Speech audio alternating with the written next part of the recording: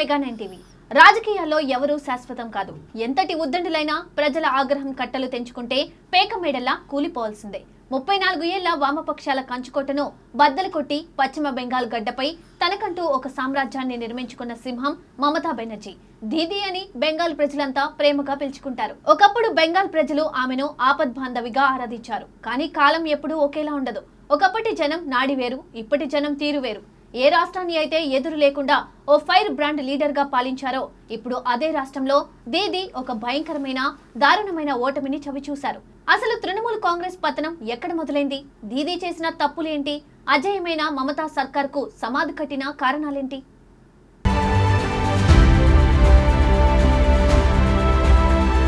TMC కంచుకోటను BJP బద్దలు కొట్టింది. 15 ఏళ్లుగా ఎదురు లేకుండా బెంగాల్ను శాసించిన మమతా బెనర్జీకి కమలనాథులు గట్టి షాక్ ఇచ్చారు.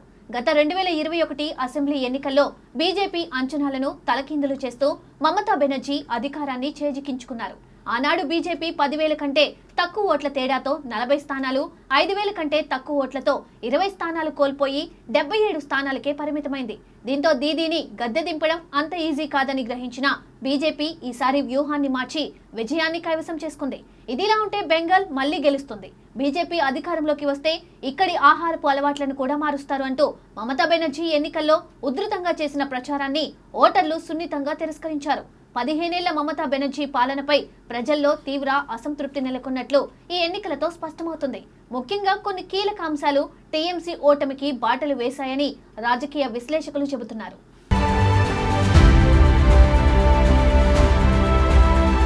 మమతా బెనర్జీ ఓటమికి పునాది వేసిన అతిపెద్ద పాయింట్ అవినీతి కుంభకోణాలు. ఒకప్పుడు ఎంతో సింపుల్ గా కాటన్ చీర కట్టుకుని పేదల మనిషిలా కనిపించిన దీదీ తన పార్టీ నేతలు చేస్తున్న అవినీతిని ఆపలేకపోయారు. కోట్లాది రూపాయల టీచర్స్ రిక్రూట్మెంట్ స్కామ్, రేషన్ కుంభకోణం బెంగాల్ ప్రజల గుండెల్లో గుణపాల్లా దిగాయి. కష్టపడి చదువుకున్న యువతకు ఉద్యోగాలు రాక రోడ్ల మీద అడుక్కుంటుంటే టీఎంసీ మంత్రుల ఇళ్లలో 100 కోట్ల గుట్టలు బయటపడడం ప్రజలను ఉలిక్కిపడేలా చేసింది. దీదీ ఎంత కవర్ చేద్దామని చూసినా ఈ స్కామ్స్ వల్ల తగిలిన డ్యామేజ్ రిపేర్ చేయలేని స్థాయికి వెళ్లిపోయింది.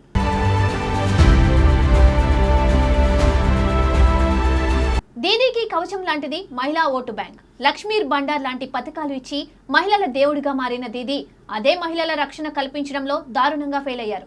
ముఖ్యంగా సందేశ్ ఖాళీలో షేక్ షాజహాన్ లాంటి టీఎంసీ స్థానిక గుండాలు మహిళలపై చేసిన దారుణాలు దేశవ్యాప్తంగా సంచలనం సృష్టించాయి.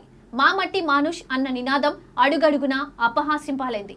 ఏ మహిళలు అయితే దీదీని ఇన్నేళ్లు నమ్మారో ఆ మహిళలే కసిగా ఈవీఎంల వద్ద టీఎంసీకి బుద్ధి చెప్పారు. ఇక మూడో అతిపెద్ద కారణం టీఎంసీకే సొంతమైన ఇంటర్నల్ వార్. ఒకవైపు మమతా బెనర్జీకి విధేయులైన సీనియర్ నేతలు, మరోవైపు ఆమె మేనల్లుడు అభిషేక్ బెనర్జీ ఆధ్వర్యంలోని యంగ్ లీడర్ల మధ్య జరిగిన పవర్ఫుల్ ఆధిపత్య పోరు పార్టీని భ్రష్టు పట్టించింది. ఈ వర్గ పోరు వల్ల గ్రౌండ్ లెవెల్లో క్యాడర్ రెండుగా చీలిపోయింది. ఎన్నికల సమయంలో ఒకరికొకరు సహాయ నిరాకరణ చేసుకోవడంతో టీఎంసీ ఎలక్షన్ మేనేజ్మెంట్ పూర్తిగా కుప్పకూలిపోయింది.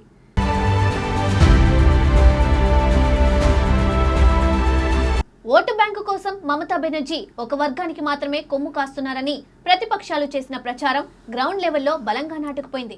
దీనివల్ల మెజార్టీ హిందూ ఓటర్లు సైలెంట్ గా ఏకమై టీఎంసీకి వ్యతిరేకంగా ఓటు వేశారు. వీటన్నిటికీ తోడు 15 ఏళ్ల ప్రభుత్వ వ్యతిరేకత తోడైంది. ఎక్కడ చూసినా సిండికేట్ రాజ్, కట్ మనీ, స్థానిక నేతల దౌర్జన్యాలతో సామాన్యులు పూర్తిగా విసిగిపోయారు. దీదీకి ఎన్నో ఛాన్సులు ఇచ్చాం, ఇక చాలు అని బెంగాల్ ప్రజలు డిసైడ్ అవ్వడమే టీఎంసీ సామ్రాజ్య పతనానికి ముగింపు పలికింది. పశ్చిమ బెంగాల్ గడ్డపై ఒకప్పుడు తిరుగులేని శక్తిగా ఓ వెలుగు వెలిగిన మమతా బెనర్జీ ఇప్పుడు ఆమె చేసిన తప్పుల వల్ల ఘోర ఓటమిని మూటగట్టుకోవాల్సి వచ్చింది.